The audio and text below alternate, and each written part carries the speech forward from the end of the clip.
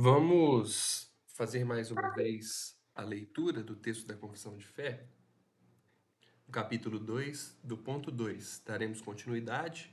Na aula passada nós já falamos sobre boa parte desse texto do ponto 2, do capítulo 2 da Confissão de Fé, e hoje nós vamos, com a graça de Deus, terminar esse segundo ponto. Deus tem em si mesmo e de si mesmo toda a vida, glória, bondade e bem-aventurança. Ele é todo suficiente em si e para si, pois não precisa das criaturas que trouxe à existência, não deriva delas glória alguma, mas somente manifesta a sua glória nelas, por elas, para elas e sobre elas. Ele é a única origem de todo ser. Dele, por ele e para ele são todas as coisas, e sobre elas tem ele soberano domínio, para fazer com elas, para elas e sobre elas tudo quanto quiser. Todas as coisas estão patentes e manifestas diante dele. Seu saber é infinito, infalível e independente da criatura, de sorte que para ele nada é contingente ou incerto. Ele é santíssimo em todos os seus conselhos, em todas as suas obras, em todos os seus preceitos. Da parte dos anjos e dos homens e de qualquer outra criatura, lhe são devidos todo o culto, todo o serviço e obediência que ele há por bem requerer deles. Então, meus irmãos, nós, depois da leitura do texto da Confissão de Fé, nós passamos por essas primeiras partes e no final da aula nos, nós refletimos sobre uma pergunta. Se tudo que existe está sob o domínio soberano de Deus, como essa verdade conforta ou desafia você em momentos de sofrimento e de incerteza? Nós refletimos um pouco sobre essa pergunta, fizemos essa leitura de Romanos 8:28 e sabemos que todas as coisas contribuem juntamente para o bem daqueles que amam a Deus, daqueles que são chamados segundo o seu propósito. E depois dessa reflexão, meus irmãos, que nós fizemos, que nós identificamos da dificuldade de conseguir visualizar isso diante dos desafios, diante dos momentos de sofrimento ou de incerteza, nós vimos a dificuldade natural de enxergarmos a soberania de Deus, o propósito eterno de Deus nessas coisas que nós julgamos como maus, como ruins, certo? E nós vimos também que é impossível para nós compreender e aplicar esse texto de Romanos 8:28, se não for por meio do agir soberano de Deus, trazendo para nós esse conforto diante desses momentos que julgamos como momentos tristes e ruins, certo? Então, daremos continuidade no texto da Confissão de Fé. Todas as coisas estão patentes e manifestas diante dele.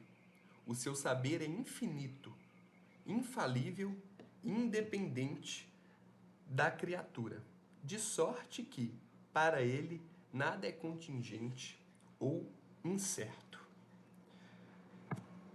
Meus irmãos, tudo está diante dele.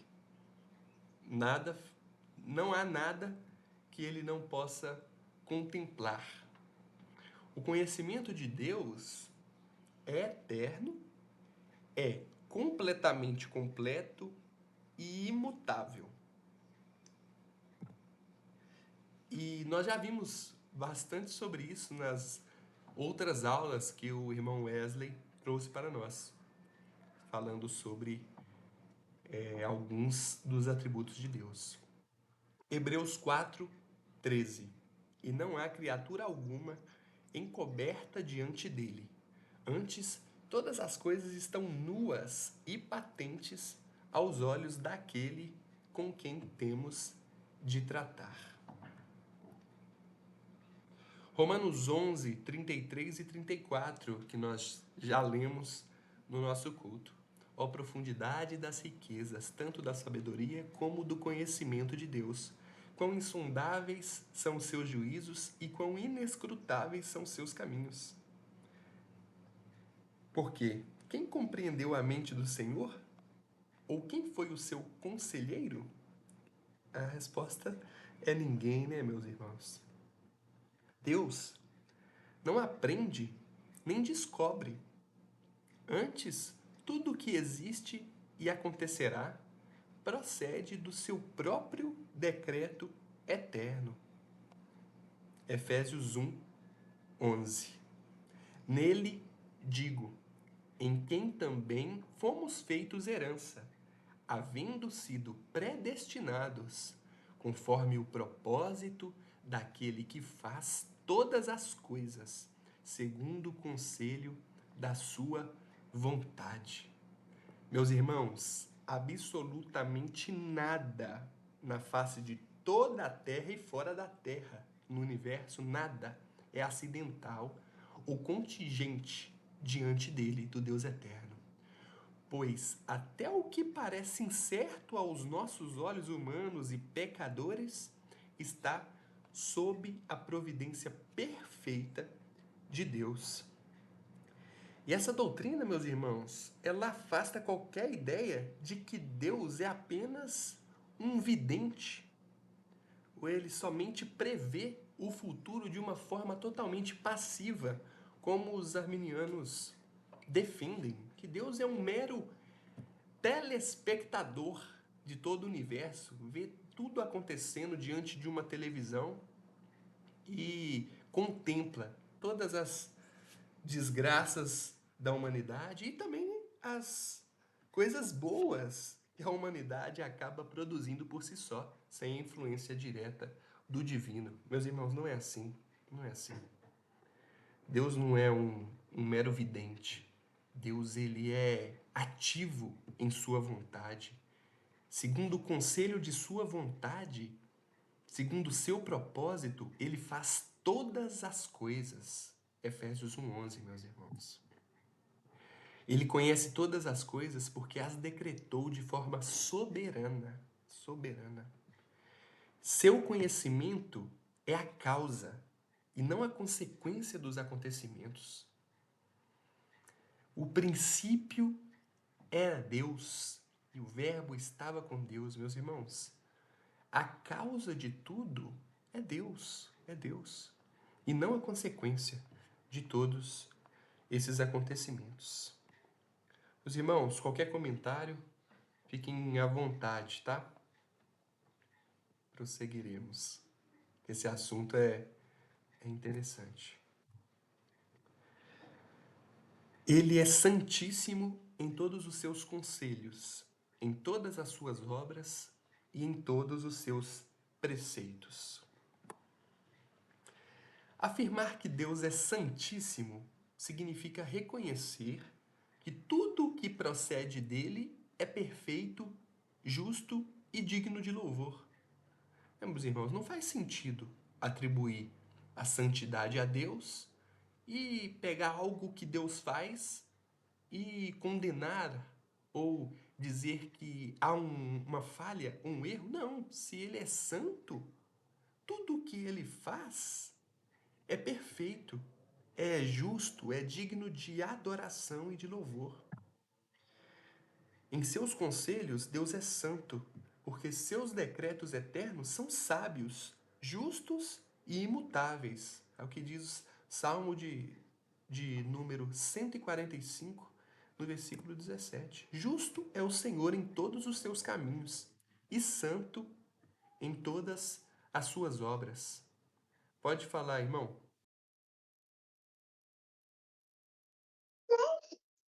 Meus irmãos, esse assunto talvez seja, né, já seja óbvio para nós, de certa forma, né? Porque já vimos temos visto e revimos constantemente, né? Mas sempre vale mesmo algumas reflexões apologéticas sobre isso, no sentido de comparar esse conhecimento de Deus que nós estamos estudando com a visão de outras religiões, né? E me ocorreu agora que sobre a adoração a Deus. Todas as religiões, e aqui eu estou falando de religiões pseudo-cristãs, né? Elas arrogam para si, por utilizarem a Bíblia também, alegarem utilizar a Bíblia como fundamento de fé, a adoração ao Deus. Então todas elas falam que adoram a Deus, que servem a Deus, né? Só que quando a gente vai para uma religião que é sinergista, que crê que Deus não é soberano, Deus não é poderoso absolutamente, como nós estamos vendo, que Deus não tem um conselho perpétuo e pleno da sua vontade, mas que ele está alheio ou expectando, assistindo somente a criação se desenvolver, e ele é passivo, um Deus passivo, né? Esse Deus, meus irmãos, uma pergunta, né? Ele merece algum tipo de adoração? Então olha como as coisas elas se conectam. E aí a gente vê problemas. Quando a gente vai relacionar um atributo de Deus com o outro, e é da forma que eles têm que ser relacionados, né? Mas nós percebemos que quando esses atributos da soberania de Deus, do conselho perfeito da sua vontade, da, de tudo que faz com que de fato ele próprio, ele seja Deus, Deus seja Deus, quando algum desses atributos ele é tirado, a glória desse Deus, a glória desse Deus é perdida. A glória desse Deus desaparece. Então, esse Deus falso, incompleto, não merece ser adorado. Olha só, né? Faz sentido, né? Então, a adoração que as falsas religiões dão para o Deus falso, nem sentido ela tem, porque esse Deus fraco nem é digno de ser adorado.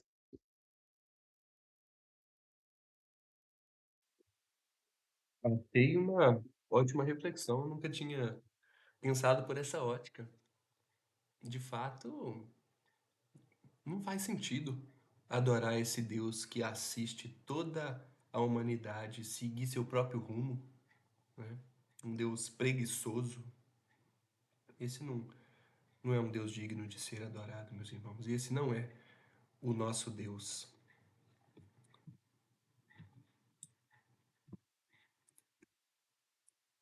A santidade, meus irmãos de Deus, como a gente viu aqui,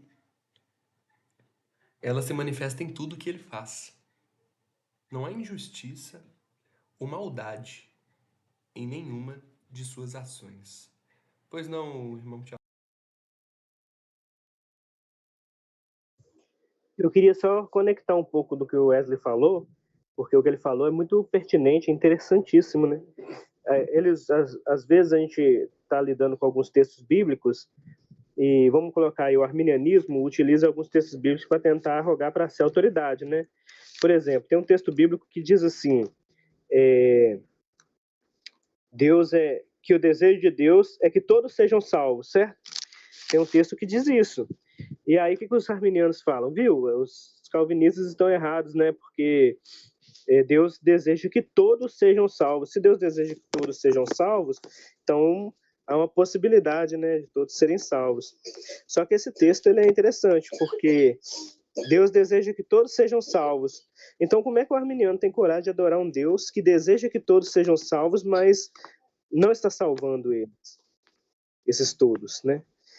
Ele não está salvando todos. Então, se ele deseja que todos sejam salvos, todos, né? Ele deveria estar salvando esses todos, segundo a visão arminiana, né? E por que ele não está salvando? Porque eles não querem Deus, aí eles usam esses argumentos, né? Eles não querem Deus. Então, o desejo de Deus está sendo contrariado ali, de tal forma que é uma via pior para o arminianismo acreditar que Deus deseja que a pessoa seja salva, né? Mas ela não está sendo salva, ela não está contribuindo para a salvação. Então, ou seja, nós temos esses textos que transformam, né, essas teologias, pseudo-teologias, né, como o Wesley falou, em coisas abomináveis. É um Deus abominável, né? Ele vai se tornando cada vez mais digno de não adoração mesmo. E aí, só terminando aqui, uma das razões do ateísmo, né? A maioria das vezes que o ateísmo vai bater de frente com o cristianismo, né? São em questões que não são verdades sobre Deus, né? São questões, por exemplo, como essas, sobre livre-arbítrio e tudo. Então, a maioria das vezes que as pessoas, dos argumentos ateístas contra Deus, são argumentos que estão considerando um Deus que não é o Deus real da Bíblia, né? E se considerasse o Deus real da Bíblia, seriam mais ateus ainda. Eu acho assim.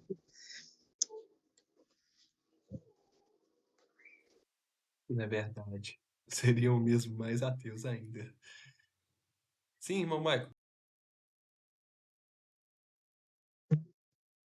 Só para complementar também, ficar nesse assunto, são duas coisas assim, né? O que a gente está estudando aqui é a gente cada vez mais exaltar a grandeza e a soberania de Deus, né? E essas igrejas, assim, né? A gente tem que falar, né? Os arminianos, eles lutam contra a soberania de Deus, eles lutam contra o poder total de Deus, né? O controle total de Deus. E aí, nesse mesmo texto aí que o irmão Tiago falou, né? Não no texto, mas no contexto, quando eles dizem, né, que a expiação de Cristo, né, ela é ilimitada, né? E a semana passada até eu postei umas coisas, eu tinha estudado sobre isso, né? Se a expiação de Cristo, ela é ilimitada, não foi eficaz a morte de Cristo. E por não ser eficaz a morte de Cristo, eles não poderiam nem ceiar, porque a ceia era para ter seguido. Os sacrifícios de Cristo, de Cristo não, sacrifícios, né, de ídolos, né, de animais, né, eles eram para ter seguido, porque se a expiação de Jesus não foi completa, não foi perfeita, né, se a morte dele não foi totalmente eficaz, como é que Jesus morreu por todos e não salvou todos? Então, eles eram para seguir fazendo sacrifícios, né? Então, são coisas muito profundas que essas igrejas, elas anunciam e ensinam, né? Que a gente não... Olha, quando a gente começa a estudar a reforma, assim, o que a reforma é, a reforma, ela resgatou o que era do início, né? Não é coisa nova. É que depois ficou um milênio quase sem escondido essas coisas, né? E a reforma trouxe à tona essas coisas, né? Então, os arminianos não poderiam nem ceiar, porque para eles a morte de Cristo ela não foi eficaz, né? Jesus morreu por todos, mas não morreu por todos. Aí entra nesse mesmo contexto que o irmão Tiago falou, né? É tudo interligado. E o que a gente fica lutando aqui é para mostrar que o nosso Deus é soberano. E eles lutam para mostrar que Deus não é soberano, né? É uma coisa tão... Eu desisti de conversar com pessoas assim que tentam explicar isso, porque é tu ficar lutando, né, para dizer que Deus não é soberano, né? É muito intenso isso e a gente não vê com esses olhos, né?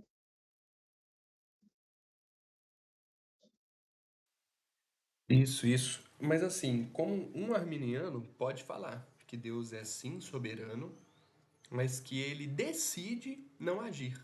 Isso não feriria tecnicamente a soberania de Deus. Mas acho que o ponto fundamental é sobre a produção da bondade. O arminiano, ele acredita que não só Deus é um mero espectador, mas o ser humano produz bondade e pode escolher a Cristo. E esse que é o maior problema. Porque pode ser um Deus, vocês entenderam, né? Pode ser um Deus soberano, que tem, de fato é onipotente, mas ele decide não agir. Ele decide deixar o ser humano escolher entre o bem e o mal. Ele decide, se ele quiser, né? Esse é um Deus soberano. Mas o problema é que o ser humano não consegue escolher a Cristo. Esse é o problema. Se esse Deus arminiano fosse um Deus verdadeiro, toda a humanidade iria para o inferno de mãos dadas e felizes, alegres, para o inferno, secos espiritualmente, caminhando alegremente para o inferno. Se esse Deus arminiano for real, isso que aconteceria. Não existiria salvação. Realmente o sacrifício de Jesus seria inútil, porque não faz sentido. Mas aí eles teriam que defender que o ser humano produz bondade, para aí sim o ser humano conseguir escolher a Cristo. Mas quando a gente lê as Escrituras, fica claro, aí não há nada dúbio. É claro que o ser humano não consegue produzir bondade. Eles podem falar que há questões dúbias em relação a salvar todos e tal, a gente sabe que não, né? Que analisando o contexto não é isso. Isso aí eles podem até argumentar, mas sobre o ser humano escolher Jesus, não tem como. Ah, eis que estou à porta e bato, quem abrir, eu cearei contigo e tá. Gente, quem vai abrir a porta? Ninguém abriria a porta. Ninguém. Se não fosse o agir do Santo Espírito de Deus. Mas vamos prosseguir. Irmão, Sim. só mais um comentário rápido.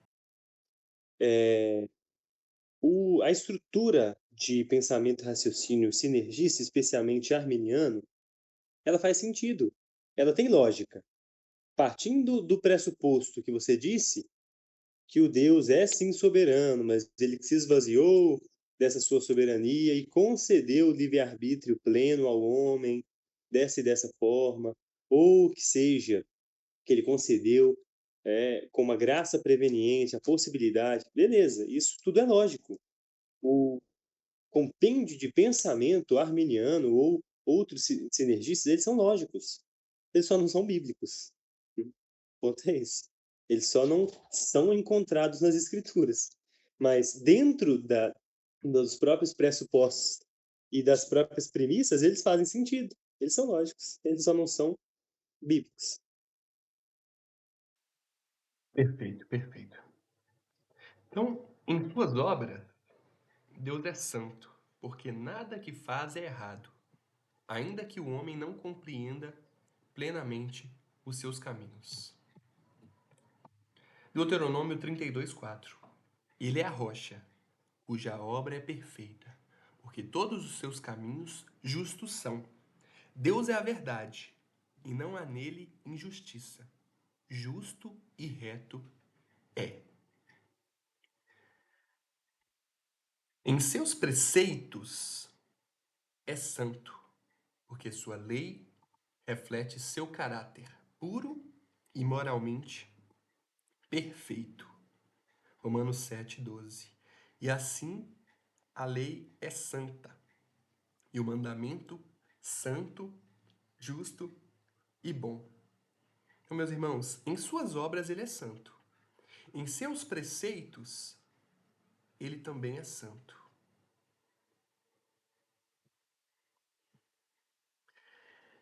E a santidade divina não é apenas um atributo entre outros. É o resumo da excelência moral de Deus. 1 João 1,5.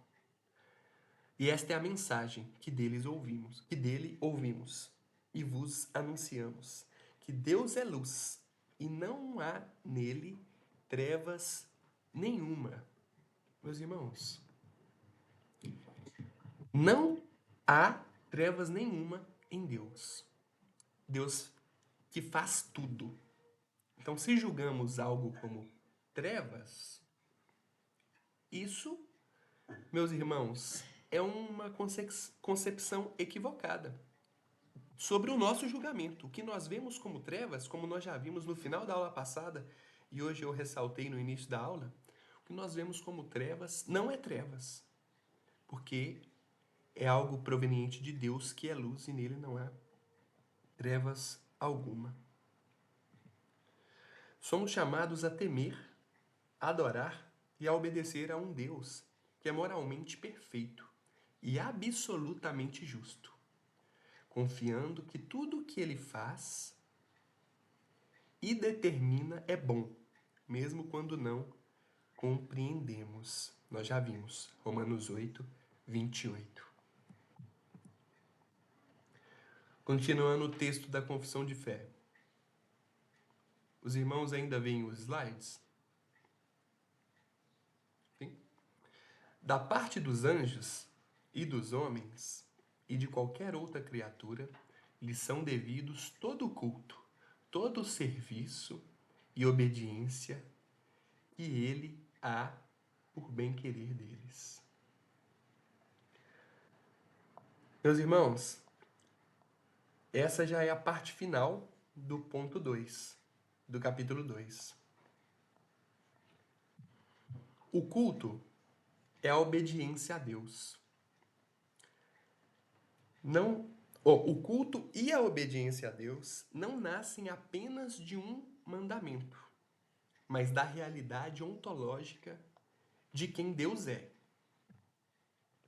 Os anjos o servem incessantemente, cumprindo os seus decretos.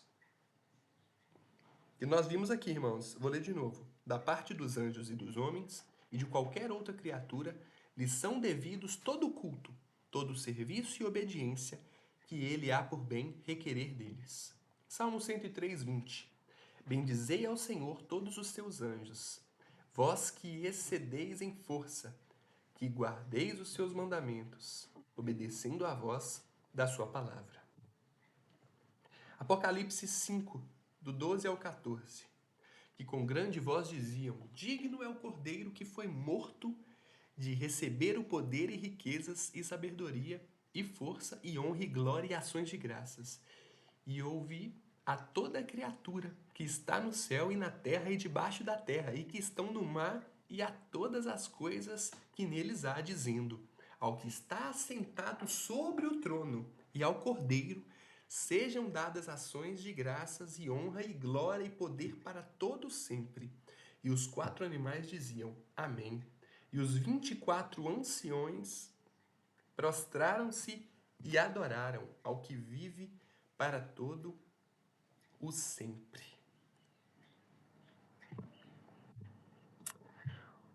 Os homens criados à sua imagem foram feitos para adorá-lo e refletir sua glória na criação.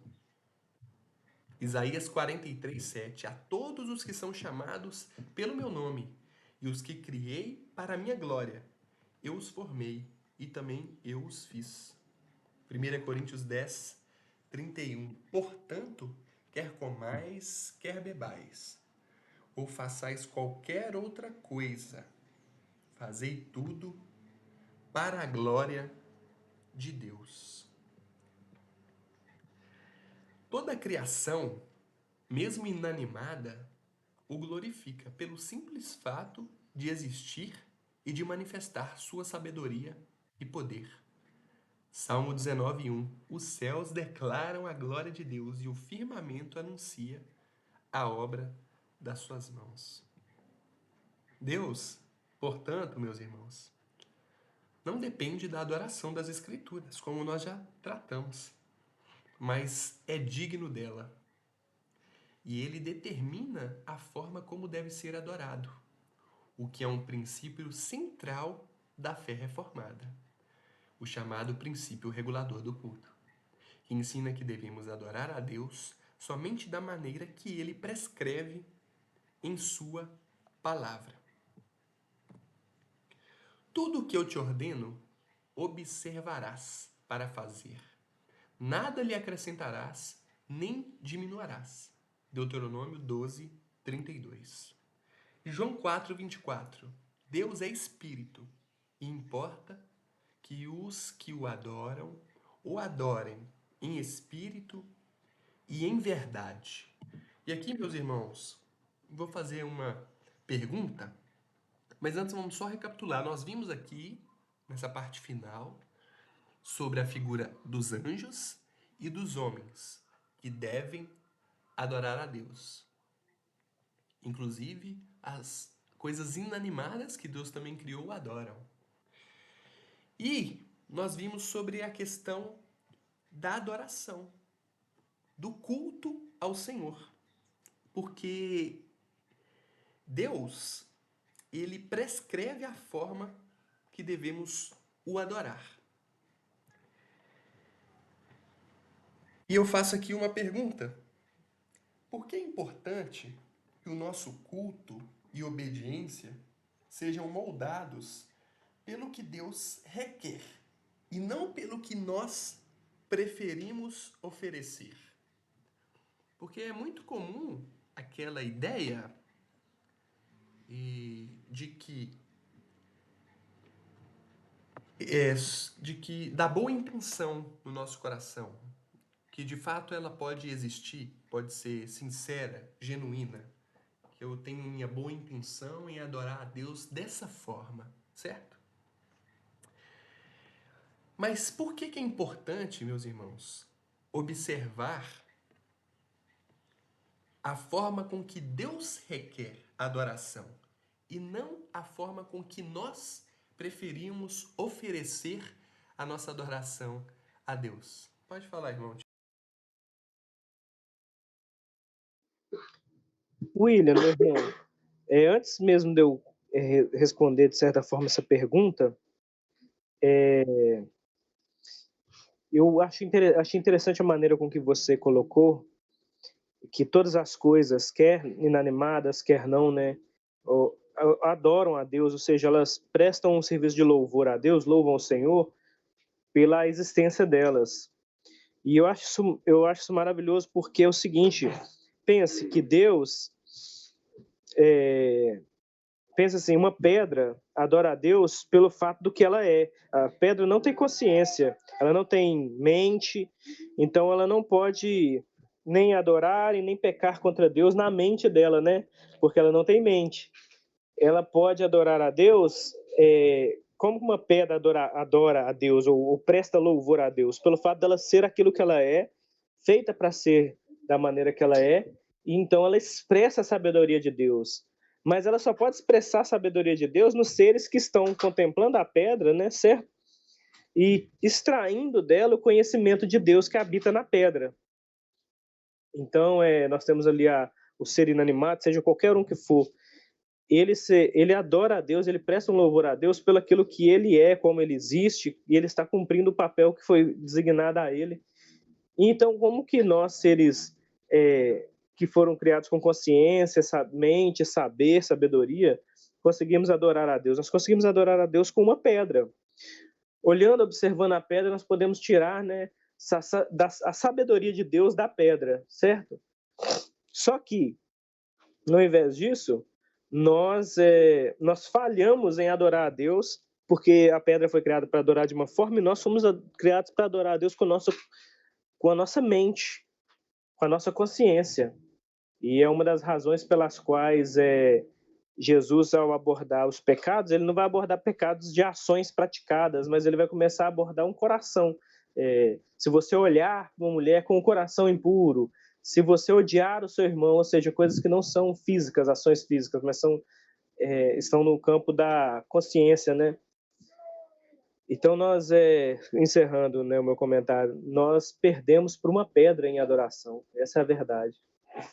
Então, a pedra adora a Deus e nós perdemos para a pedra. É a nossa... Veja como é que é a nossa situação diante de Deus. Perfeito, irmão, perfeito. Sim, irmão Michael.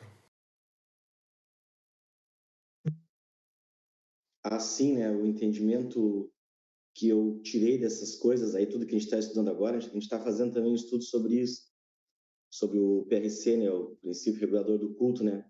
E aí depois eu vi uma palavra e o pastor aquele, o Frank Brito, aquele que eu mandei para fazer essa mensagem, ele estava falando como ele entrou para reformada, assim, né? E foi muito interessante, assim, a analogia que ele fez e responde totalmente essa pergunta aí, assim, por que, né, que é importante, né, o nosso culto e obediência, né, sejam moldados pelo que Deus quer. Nós somos totalmente depravados, né, depravação total, né? O que isso aí quer dizer, né? Quer dizer que todas as áreas da nossa vida estão contaminadas pelo pecado, todas. E aí Deus, na palavra dele, né, nos decretos dele, diz como nós temos que adorá-lo.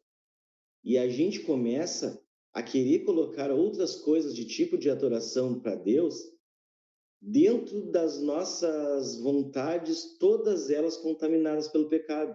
Então, nada que a gente faça, nada que a gente tente fazer assim, ó, seria aprovado por Deus, né? Porque tudo que a gente gostaria de fazer para Deus, né, é contaminado pelo pecado.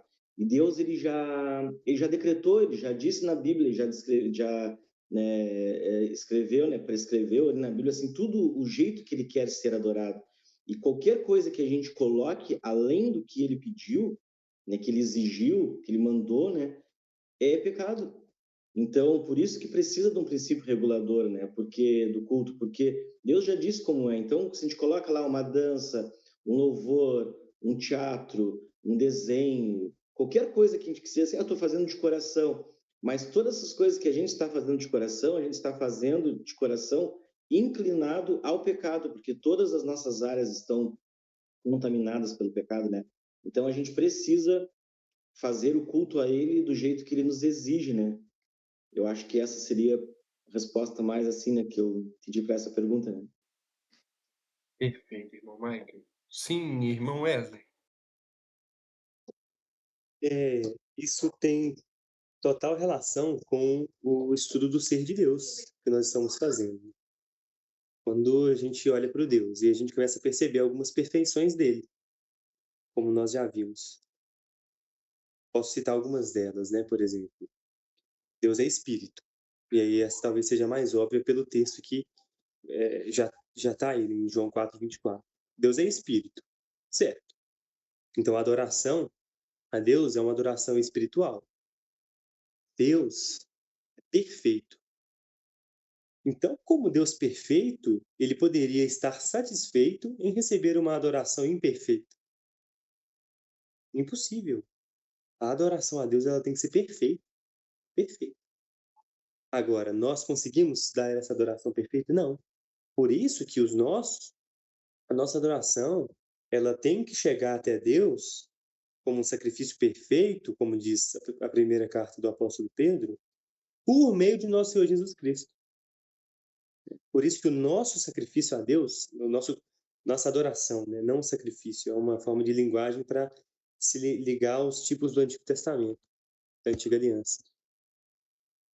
Só chega a Deus por meio de nosso Senhor Jesus Cristo. Mas Deus não aceita a adoração imperfeita. Ele só aceita a nossa adoração quando ela é feita em Cristo e então chega a Ele como perfeição.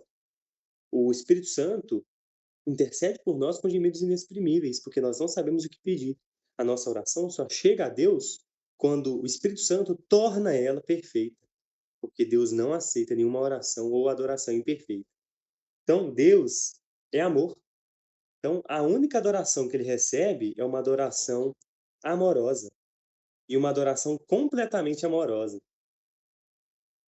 Então, o ponto é esse, queridos. O Deus, ele é adorado de acordo com o que ele é, né? Então, a nossa adoração não pode, por nós mesmos, chegar a Deus. Não pode alcançar a Deus. Nenhuma adoração nossa é, de fato, recebida por Deus em nós mesmos, porque Deus é espírito, Deus é perfeito, Deus é amor, Deus é bondade, Deus é, enfim, todos os seus atributos. Então, a adoração a Deus, ela tem que ser uma adoração proveniente de todos os atributos. Por isso que o Deus ele é perfeitamente glorificado nele próprio, na relação da Trindade. O Pai, o Filho e o Espírito Santo, eles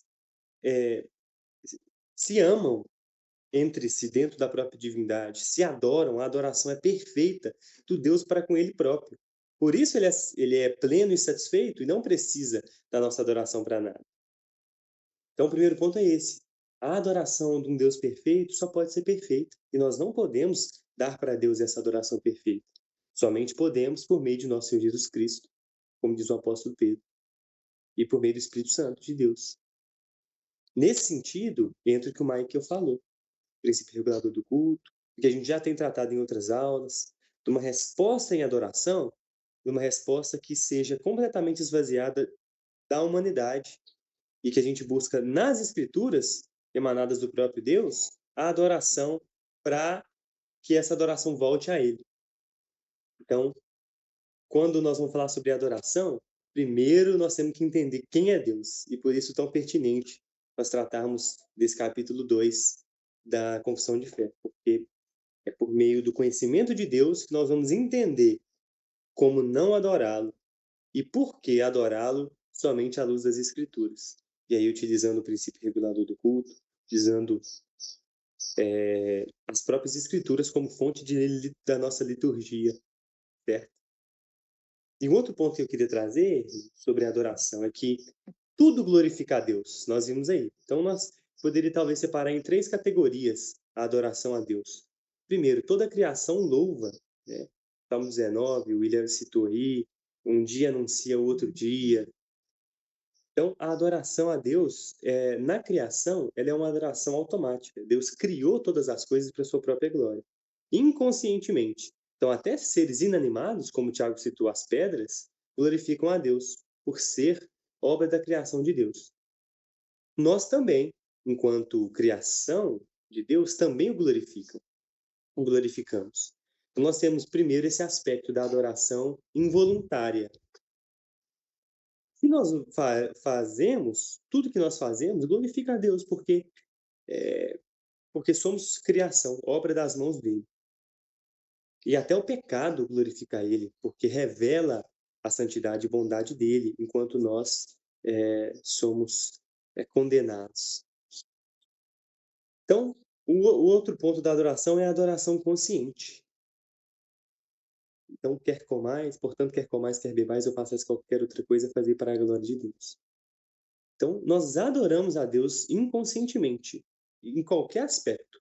Agora, nós devemos, como o Tiago disse, como seres animados, seres passionais também, seres racionais, adorar ao Deus de forma consciente, voluntária e proposital. E daí que surge toda essa necessidade de voltarmos para as Escrituras para buscar a adoração perfeita de Deus, enquanto ritual religioso e na nossa vida pessoal. Então, eu separaria a adoração em 3 aspectos, né? Em adoração inconsciente, concedida pela própria criação em si, por nós e também pelas criações inanimadas de Deus. A adoração consciente no dia a dia, que devemos comer ou beber as coisas mais básicas, fazer para a glória de Deus conscientemente. E mesmo se não fizermos, ele será glorificado, mas pode ser que isso seja para nossa desonra, pode ser para nossa ruína. Então, que glorifiquemos ele conscientemente no nosso dia a dia. E a terceira adoração, a adoração solene, feita pela igreja, pelo povo de Deus reunido. E essa só pode vir através de um ritual específico emanado do próprio Deus nas Escrituras. E é o assunto que o Michael falou mais. Então, quando tratamos de adoração, a gente tem que estar ligado que tudo volta para Deus. Mas que tem que ser de forma consciente e fiel. Como eu disse antes, de acordo com o ser e os atributos de Deus. Amém, amém. Ótimas colocações. Sim, irmão Tiago. É bem breve, agora eu vou responder a pergunta. Nós não podemos adorar a Deus, né? É importante que o culto seja moldado pelo que Deus quer, exatamente pelo que o Wesley falou. Deus tem um padrão no qual ele já estabeleceu para ser adorado. E então, quando as pessoas adoram a Deus pelaquilo que elas oferecem delas mesmas, elas estão porcionando partes delas no culto. Então, elas estão sendo adoradas. Então, por exemplo, num culto, quando num culto... Isso, irmãos, eu só comecei a perceber a partir... tem pouco tempo que eu consegui notar esse tipo de coisa. Por exemplo, quando num culto tem um grupo de louvor lá na frente, no qual há cantores, né? E esses cantores estão sobressaindo uns aos outros, eles estão sendo adorados, né, no culto ao Senhor, por sobressaírem. Então eles estão oferecendo partes do que eles têm a oferecer, né, que é a sua voz, e conscientemente ou não, por estarem oferecendo, né, a sua qualidade de voz lá, eles estão sendo adorados juntamente com o Deus no culto. Então, por isso nós não podemos oferecer um culto que nós achamos que é o culto certo. Nós não podemos oferecer um culto na dúvida, pensando, será que isso é o certo? Ou dizendo, eu acredito que isso é o certo, eu acho que isso é o certo. Porque não é fruto da fé, né? E tudo que não vem pela fé, pela plena consciência, não agrada a Deus. Então, nós temos que fugir da dúvida, né, em muitas das coisas e fugir completamente em relação ao culto. Então, esse fato. Por isso muita gente peca, né, no culto. E uma outra questão que eu queria abordar é que algo interessante é que nós não pecamos porque fazemos certas coisas, mas pecamos por não fazer certas coisas, né? Então, pense só, tem muitas pessoas hoje reunidas cultuando em várias igrejas, né, hoje pela manhã, e nenhum culto está sendo oferecido a Deus, e o ser humano que não está cultuando também, por exemplo, pessoas que estão cultuando errado estão pecando, e quem não está cultuando está pecando. E vai haverá um dia que Deus vai julgar, e a pessoa que será julgada vai perguntar por que está sendo condenado, e Deus falou, porque você não cultuou. Mesmo num culto, mesmo cantando, você não cultuou, e vai ser condenada duplamente, porque cultuou errado. Você vai ser condenado porque cultuou errado e porque não cultuou certo. Então nós temos que tomar maior cuidado, nós principalmente que estamos agora, fizemos um culto pela manhã e agora estamos na parte da aula e que vamos congregar, se Deus assim nos permitir. Irmãos, é perigoso e deve ser feito com muita seriedade. Oh, muito boas colocações, meus irmãos. E é isso. Irmão, Sim. só mais uma coisa. O Thiago basicamente condenou todo mundo, nós e eles. E graças a Deus por isso. E graças a Deus porque, como eu disse, a nossa adoração ela é transformada pelo Espírito Santo e ela é feita no próprio Cristo. Então, ainda que o pecado esteja em nós e na nossa adoração, porque ela não será plena e não será perfeita, mas Deus ainda a recebe por meio de nosso Senhor Jesus Cristo. Então, graças a Deus que estamos nele, porque, de fato, não cultuando ou cultuando sem cultuar inadequadamente, ou cultuando quase adequadamente, que é o que nós fazemos, Deus ainda não recebe. Agora, por meio de nosso Senhor Jesus Cristo, ele recebe a nossa adoração, porque fomos colocados nele. Graças a Deus. E não, quem nos livraria do corpo dessa morte, da morte de não cultuar adequadamente? Graças a Deus.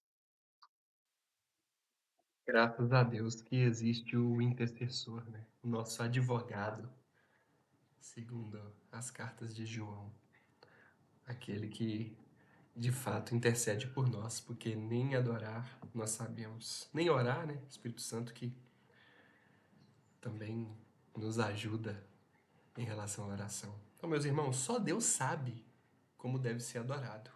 E tem um exemplo aqui muito interessante, que é o seguinte, meus irmãos. Aqui estamos diante aqui de cônjuges, maridos e esposas. Eu, como marido, chegar aqui na minha casa e dar para minha esposa, no intuito de agradá-la, uma bola de futebol americano.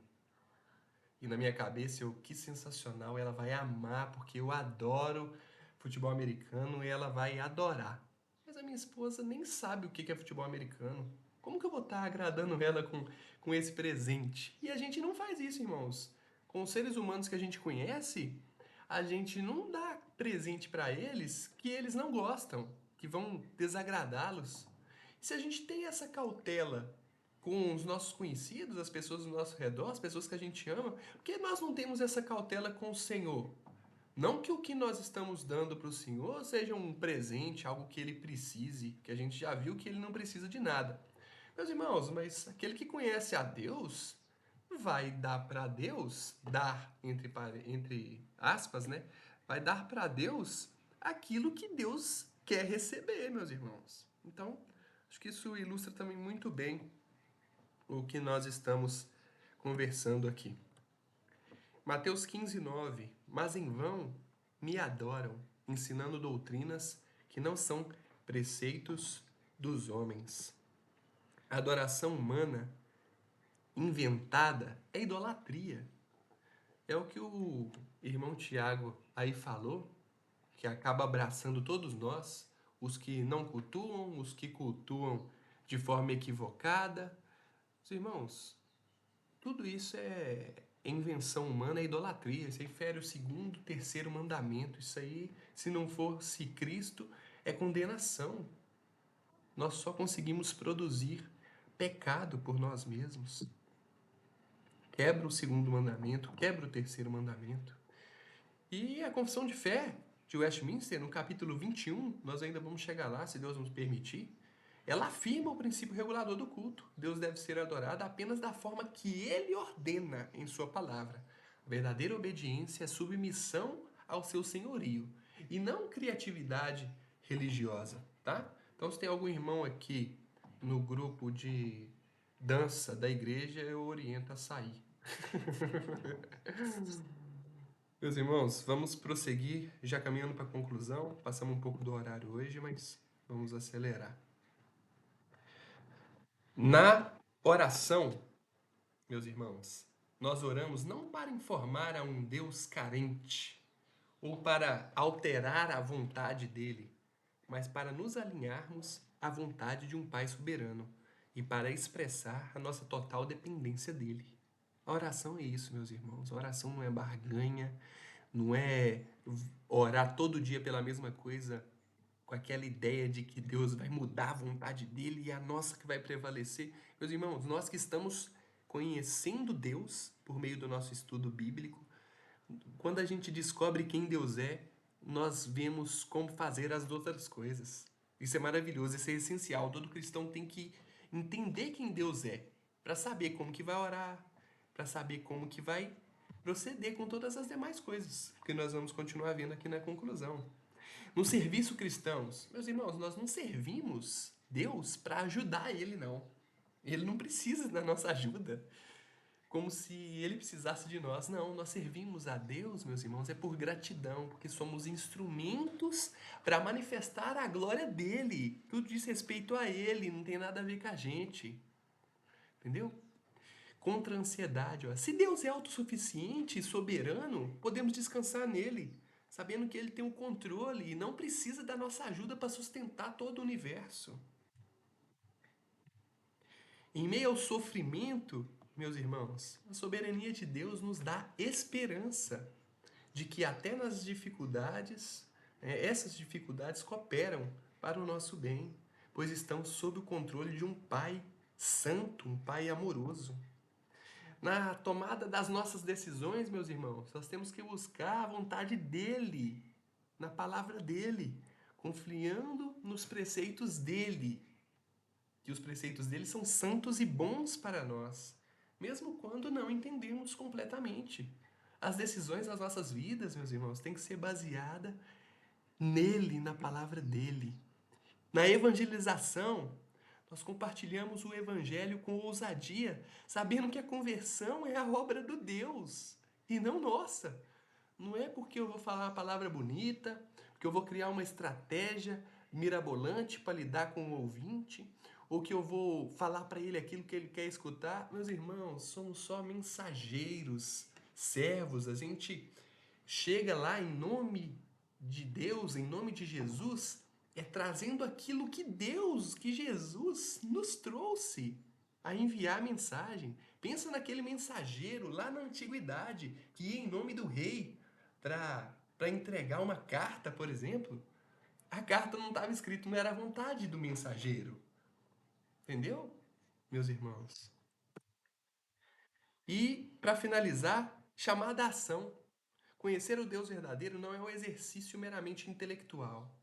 É algo que deve nos levar a adorá-lo de forma profunda, reconhecendo a grandeza dele e a nossa pequenez. É confiar, meus irmãos, de forma inabalável. É descansar na soberania e na bondade dele, especialmente nos tempos difíceis.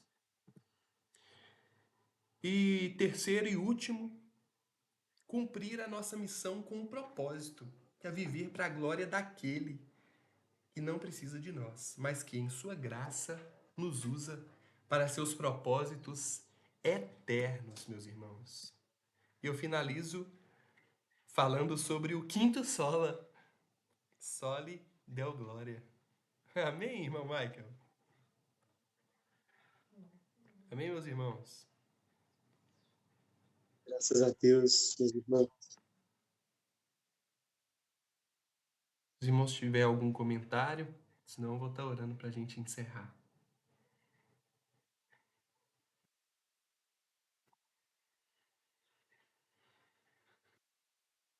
Amém. Vamos encerrar para a glória de Deus. Deus santo e Deus glorioso. Papai, quão lindo e maravilhoso é conhecer o Senhor. E quão maravilhoso é, papai, sentir que o Senhor tem se revelado para nós. Isso é um privilégio, porque éramos cegos, desconhecedores do Senhor. E quanto mais conhecemos do Senhor, mais íntimo do Senhor estamos. E mais transformados nós somos, papai. Obrigado, Senhor, por se revelar para nós através da tua palavra. Eu quero implorar ao Senhor por ainda mais misericórdia nas nossas vidas, Pai, para que a cada dia nós possamos conhecer ainda mais o Senhor, abandonar nossas práticas culturais pecaminosas, papai, e aprofundarmos, abraçarmos, ficarmos de fato acorrentados na tua palavra. Papai, ajuda-nos, Senhor, porque sem o Senhor nós não conseguimos. Ajuda-nos a ser mais santos para a tua honra e para a tua glória, papai. Mais uma vez te adoramos, te bendizemos, pois só o Senhor é santo e só o Senhor é rei e o nosso Senhor. Possamos ser de fato os seus servos, por meio de Cristo Jesus, o Cordeiro Imaculado, e nos salvou. Amém.